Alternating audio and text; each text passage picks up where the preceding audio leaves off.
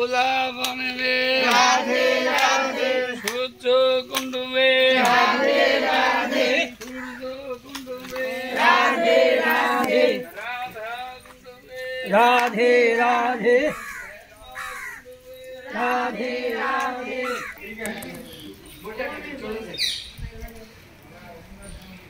দর্শন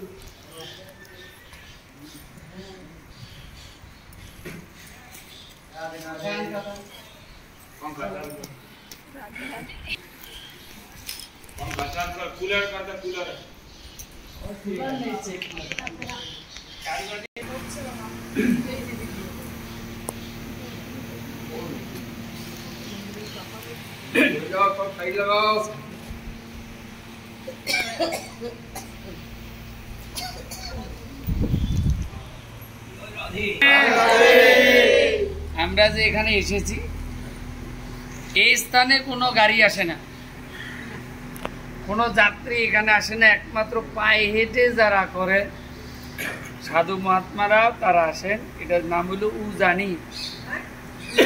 উজানি কৃষ্ণের বাঁশি শ্রবণ করিয়া যমুনা উজান চলে এসেছিলেন। একদিন ভগবান শ্রীকৃষ্ণ গোচারণে এসে এখানে বংশীধ্বনি নিকট ছিলেন। সেই সময় হরিণ ওই বাঁশি শ্রবণ করে উন্মাদ হয়ে কৃষ্ণের দিকে ছুটে এসেছে। বাঁশি শুনে ধেয়ে আসে বনের হরিণী, পিছে পিছে ব্যাত তার আইলো অমন। এখন বাঁশি শ্রবণ করে আজকে হরিণ চলে এসছে কৃষ্ণের কাছে, কৃষ্ণকে দর্শন করবে বলে। আর ব্যাত এসছে হরিণকে বধ করবার জন্য। হরিণ চিন্তা করলো আমার তো মৃত্যু আছে, তা কৃষ্ণের বংশীর ধ্বনি শ্রবণ করে যদি মৃত্যু হয় তো ভাগ্য ভালো, মরিব ব্যাতের হাতেই ভয় নাই মানি। মুরলীর ধ্বনি শ্রবণ করে বিহ্বল হয়ে তখনই আমার তো প্রাণ যাবে, আজকেও যাবে, 20 বছর পরেও যাবে, একদিন তো মরতে হবে। তা আজকে যদি কৃষ্ণের বাঁশি শ্রবণ করে এই প্রাণটা যায় তাহলে আমার সৌভাগ্য। এখন ওই কৃষ্ণের বাঁশি শ্রবণ করে প্রেমে নামে বিভোর হয়ে গেল। এদিকে ব্যাত যখন কাছাকাছি এসছে, হরিণ গতিতে জুড়ে ছিল বান, আর কৃষ্ণের বাঁশি শ্রবণ করিয়া হারাইল জ্ঞান। এখন ব্যাত এসছে কেন? হরিণকে বধ করবার জন্য। সেও কৃষ্ণের বাঁশি শ্রবণ করে সেও বাঁশি শ্রবণে তন্ময় হয়ে গেল, কে গারে মারে। এদিকে গোমাতা, গরুর বাছুর, তারা এখানে তৃণঘাস আহার করছিলেন। সেই সময় ওই কৃষ্ণের বাঁশি শ্রবণ করে গাভী মাতা যে যেখানে ছিল কৃষ্ণের বাঁশি শ্রবণ করিয়া নিকটে এলো। কাছে আসি কৃষ্ণমুখ নিরক্ষে সকলে, তৃণ ঘাস মুখে আছে খাইবার গেছে ভুলে।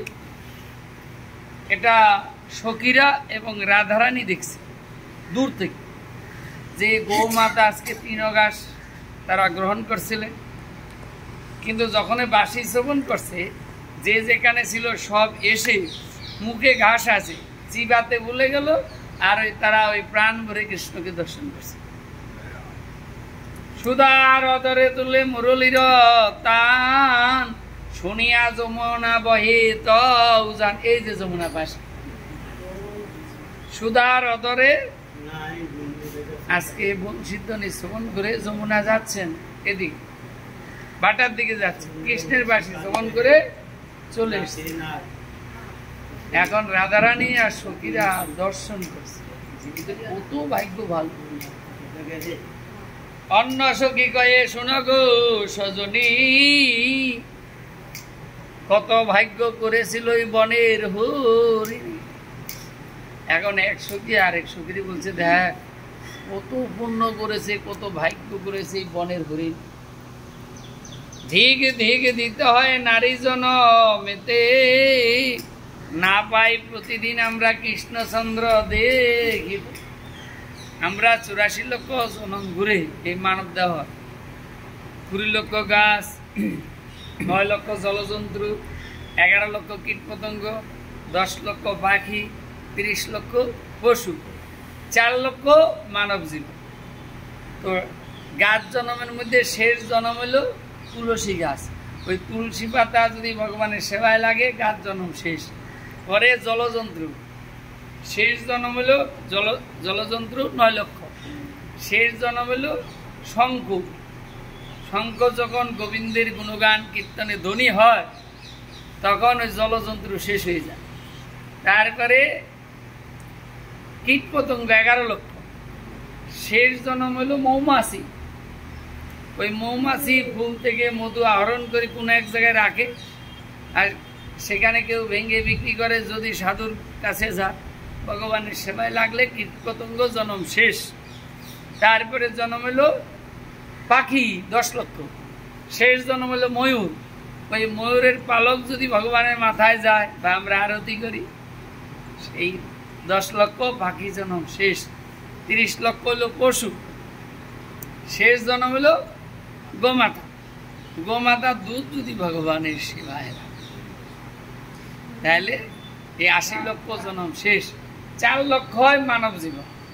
খুঁত থাকে, কিছু না কিছু খুঁত থাকে, কিন্তু আমাদের এটা হলো শেষ জন্ম। এই জন্মে যদি আমরা গোবিন্দ ভজনা না করি, তাহলে আবার সেই 84 লক্ষ জনিতে ভ্রমণ করতে হবে। তাই এই 84 কোষ পরিক্রমা করলে 84 লক্ষ জনিতে ভ্রমণ করেন না। তাই ব্রজবাসীরা এই 84 বা এই প্রদরজে হোক, গাড়িতে হোক, তারা এই পরিক্রমা করেন। তো বেশিরভাগ তারা গাড়ি পায়ে হেঁটে করেন ব্রজবাসীরা। আমরা বাঙালি পারি না বলে গাড়িতে করা। তাই আজকে এক সখী আরেক সখীরে বললেন, দেখ কত পুণ্য করেছিল এই বনের হরিণী, আর দিবানিশি কৃষ্ণের বাসী শ্রবণ করে এখনই। দিক দিক দিতে হয় নারী জনমেতে, না পাই প্রতিদিন আমরা কৃষ্ণচন্দ্র দেখিতে। আমরা তো পরের গৃহবধূ, না আমাদের তো ভাগ্য হয় না 6 মাসে 9 মাসে একদিন হয়। 100 কি আর 100 কি। আর কি দেখছেন রাধারানী সখীরা?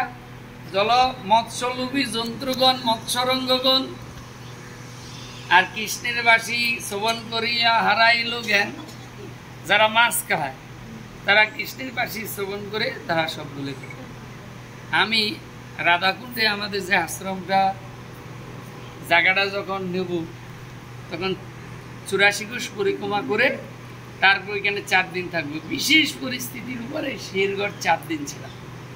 তো মায়ের ক্যান্সার হয়েছে, এখন সময় নেয়নি দেখা করে যেতাম। তো ক্যান্সার হয়েছে, ডাক্তার বলেছে আপনি বাড়ি নিয়ে যা খুশি তা খাওয়ান, বেশি দিন বাঁচবেন। ওই মা কালো গরুর চনা আর হলো প্রতিদিন ঠাকুরের চরণ থেকে তুলসী পাতা প্রণাম করে গ্রহণ করে। আর ওই পেয়ে ভালো আছেন, আজ থেকে 40 বছর আগে ওনার ক্যান্সার, উনি ভালো আছেন। উনি কি করেন, প্রতিদিন রাত 3টার সময় উঠে আগে মাছের জন্য খাবার বানায় রাখেন, ময়দা দিয়ে গুলি বানায়। প্রতিদিন রাত 3টার সময় উঠে স্নান করে আগে গিয়ে যমুনা মাইয়া আরতি করবে। আরতি করে তারপরে মাছের খাবার দিবে। বাঙালি মাছ খায়, আর উনি মাছের খাবার দেয়, দিয়ে তারপরে উনি আসবেন বাড়িতে প্রতিদিন। ওনার ক্যান্সার হয়েছে, বিনা ওষুধে ক্যান্সার ভালো হয়েছে। তাই মাগো আজকে সখীরা বলছে এই মনুষ্য জনম সুদুর্লভ জনম, কিন্তু আমরা এই মানব জনম হইয়েও আমাদের দুর্ভাগ্য, এই কৃষ্ণকে আমরা প্রতিদিন দেখতে পাই না। আর এদিকে মৎস্যলোভী জন্তু, তারা মাছ খায়, তারা কৃষ্ণের বাসী শ্রবণ করে, তারাও ভুলে গেল, তারাও বাসী শ্রবণ করছে। এখন আরেক সখী বলছে, দেখ এই ভাগ্যটা আমাদের কপালে কোনোদিন কি আসবে? অন্য সখী কহে যেই বাসী শুনিতে মনে করো আশা, এই বাসী কিন্তু শুনিলে হইবে সর্বনাশা। বলে কি হবে? বলে জাতি কুল সবই হারা হইবে, আর গুরুজনা ঘরের মধ্যে গুঞ্জনা করিবে। এই বাসি যদি শুনো তাহলে বনে থাকতে হবে, এবার বাড়ি যেতে পারবে না, অবস্থা কি হবে জানো? তখন রাধারানী তখন বলল, দেখো কুল ছিলে থাকিলে কি কৃষ্ণ পাওয়া যায়? কুল শিল তেজিলে তবে কুলশীল থাকিলে কি কৃষ্ণ পাওয়া যায়? কুলশীল তেজি আমরা বিকাবো কৃষ্ণের পায়, সহজে কি কৃষ্ণ প্রেম হয়? তবে সখী কৃষ্ণকে পাওয়া যাবে হইলে কৃষ্ণ প্রেমের তন্ময়। যতক্ষণ পর্যন্ত কুল, সংসার, বাড়ি, আত্মীয় স্বজন মনের মধ্যে থাকবে, ততক্ষণ পর্যন্ত ভগবান অনেক দূরে থাকবে। তাই চৈতন্য ভাগবতী বললেন, বিষয় থাকিতে কৃষ্ণ প্রেম নাই হয়, বিষয় দূরে কৃষ্ণ জানিও নিশ্চয়।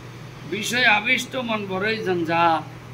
মানে সমস্যা একটা যাবে, তিনটা আসবে। ছোটবেলা থেকে দেখে এসছি, দিন যায় ভালো, আসে দিন খারাপ। তাই এত সুন্দর জন্ম দিয়েছ, সর্বদাই ভগবানের নাম করো, কীর্তন করো, তার সেবা করো।